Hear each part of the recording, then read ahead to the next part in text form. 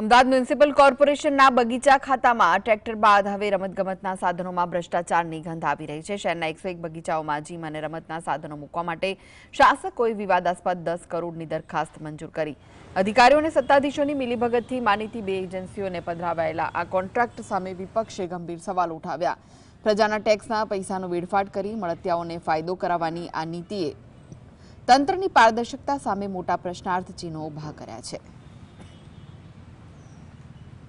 कुछ चुनिंदा कॉन्ट्रैक्टरों को काम दिया जाता हो और भ्रष्टाचारी अधिकारी कॉन्ट्रैक्टरों के साथ मिलकर भ्रष्टाचार करते हो, तो कांग्रेस पार्टी का ये मानना है कि आने वाले समय में सामान्य सभा में और बजट सेशन में भी गार्डन डिपार्टमेंट को कांग्रेस पार्टी लगातार टारगेट करने वाली है।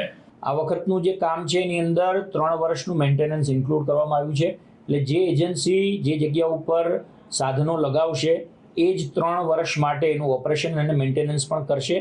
એના કારણે આપણે જે અલગથી ઓપરેશન મેન્ટેનન્સના ટેન્ડર કરવા પડતા હતા એ આપણે નહીં કરવા પડે અને જે એજન્સી લગાવે છે એ જ એનું રખરખાવ કરશે।